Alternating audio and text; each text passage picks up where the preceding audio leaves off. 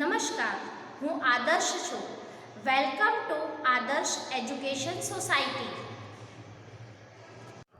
कक्षा 7 विषय हिंदी इकाई 2 तब याद तुम्हारी आती है. कवि है राम नरेश त्रिपाठी. बच्चों, आज हम इस कविता को देखेंगे और पढ़ेंगे. पहले हम इसका कवि परिचय पढ़ते हैं.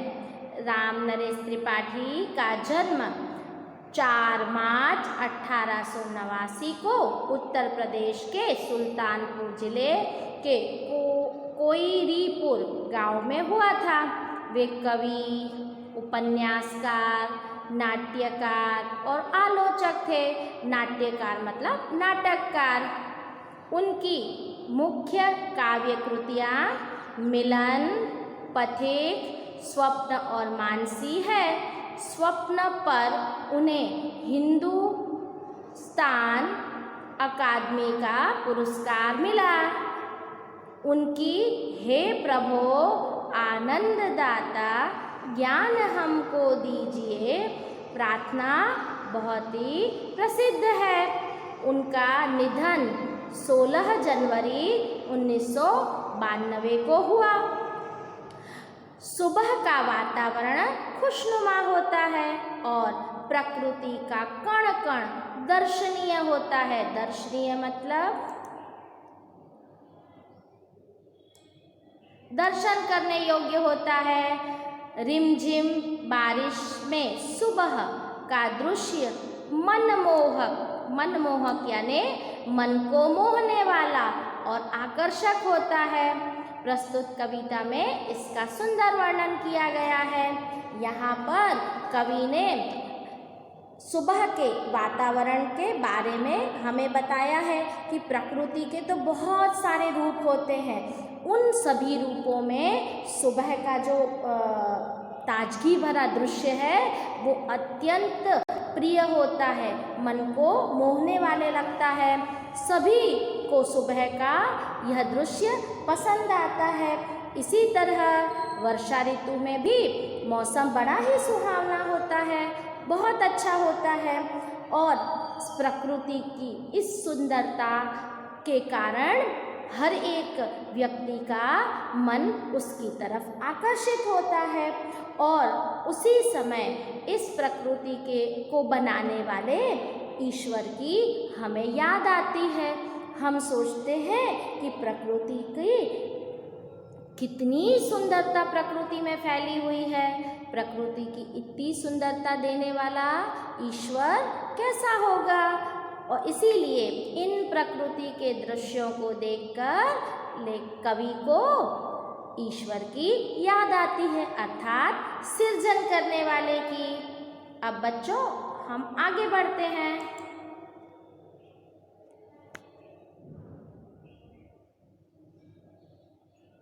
बाल मित्रों, अब हम इस चित्र का अवलोकन करेंगे. प्रकृति का कितना सुंदर चित्र है. आकाश में देखो बच्चों, बादल छाए हुए हैं, उसमें से आपको पानी सा गिरता दिखाई दे रहा है. यहाँ पर बिजली चमकती हुई दिखाई दे रही है आकाश में से.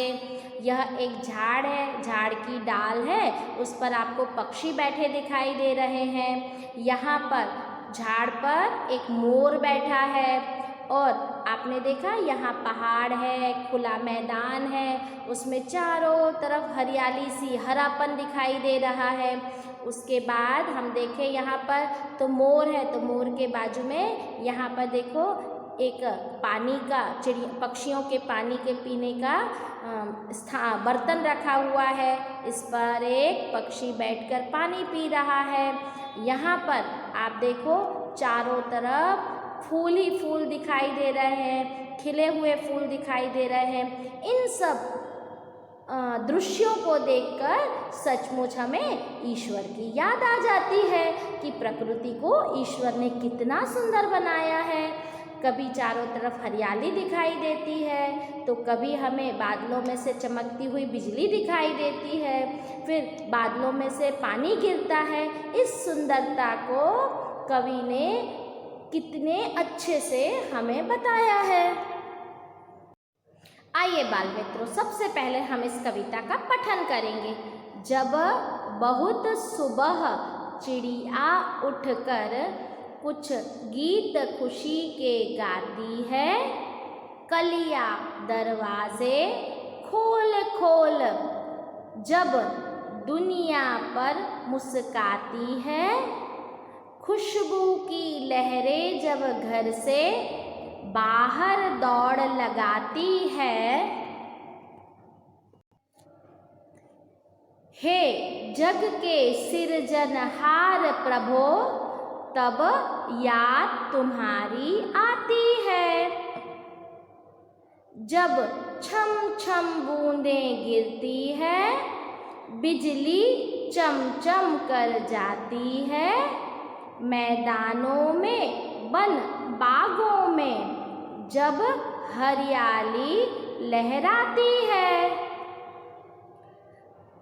जब ठंडी ठंडी हवा कहीं से मस्ती ढोकर लाती है, हे जग के सिरजनहार प्रभो, तब याद तुम्हारी आती है। बच्चों, अब हमने इस कविता का पठन कर लिया, तो अब हम इसका गान करेंगे।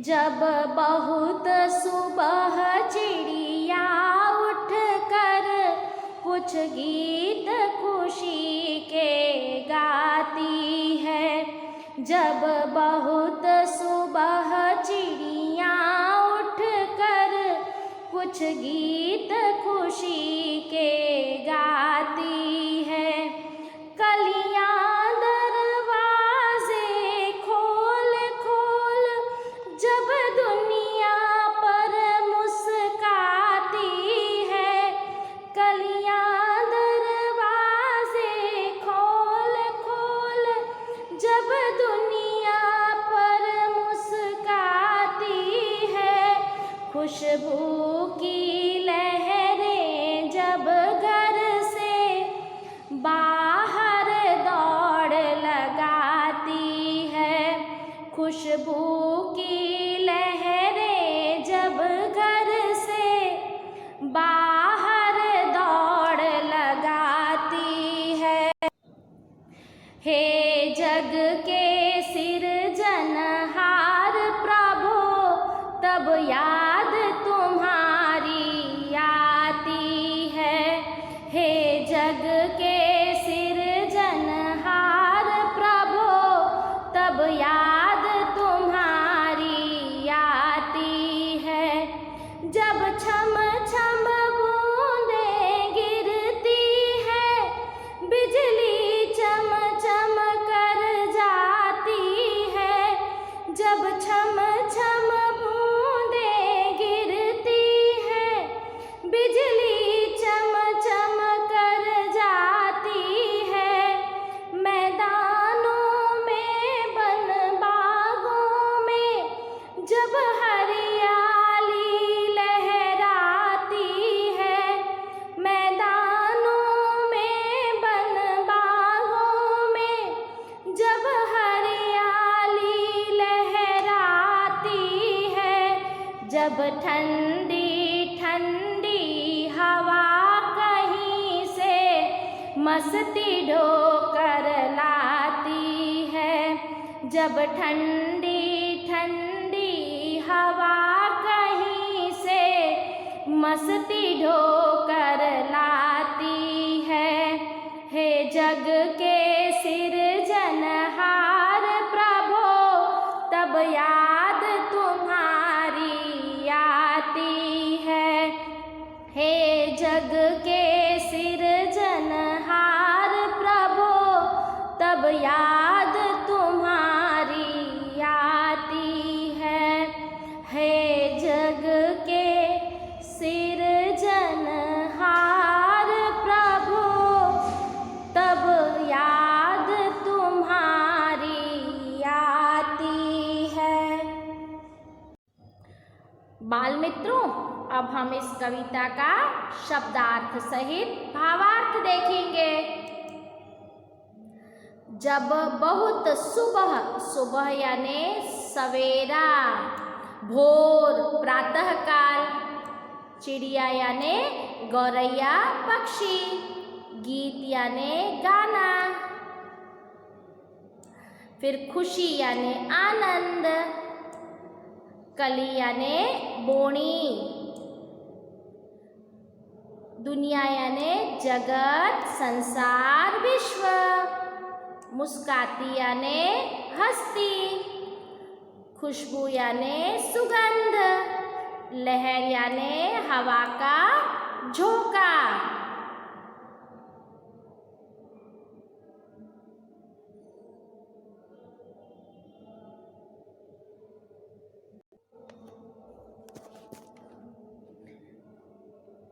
हे जग, जग यानी विश्व, दुनिया, संसार के सिरजनहार, सिरजनहार यानी सृष्टि की रचना करने वाले, सृजन करने वाले, प्रभु मतलब ईश्वर, परमात्मा, भगवान, तब याद तुम्हारी आती है। बच्चों अब हम इसका भावार्थ देखेंगे।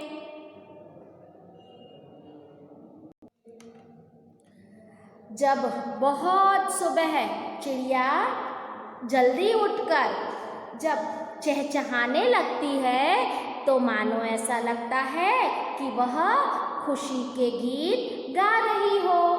कलियां हैं जब फूल बनकर खिलती है, अर्थात जो छोटी सी कली है उसकी पंखुड़ियां खुलने लगती है और वह सोती हुई दुनिया अर्थात जो दुनिया सो रही है उस पर हंसने लगती है, मुस्कुराने लगती है। फिर जो खुशबू की जो लहरें हैं अर्थात फूलों से निकलने वाली सुगंध है वह हवा के झोंकों के द्वारा चारों तरफ निकलकर फैलने लगती है। ऐसे समय में यहाँ पर इस सृष्टि की अर्थात जगत की, दुनिया की जो इसने रचना की है ऐसे भगवान की याद आती है। अर्थात हम कह सकते हैं प्रकृति के इतने सुंदर दृश्य को देखकर कवि को ईश्वर की याद आने लगती है।